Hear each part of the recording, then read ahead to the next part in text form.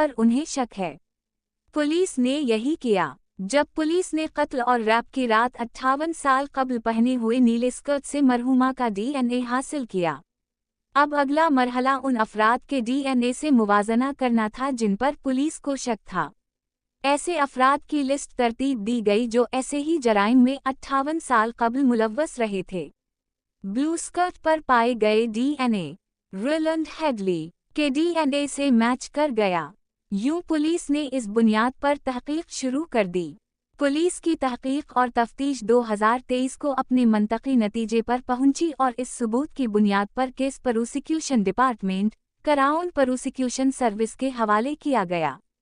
मुकदमा चला और फैसला मुजरिम के खिलाफ आया। ब्रिटिश क्राउन कोर्ट के जज मिस्टर जस्टिस स्वीटिंग ने कहा कि मरहुमा पर हमला और उसका कत्ल बेहद जालिमाना और सफ़ाकाना था। इसके बावजूद मुल्जिम को इस पर कोई पछतावा नहीं है।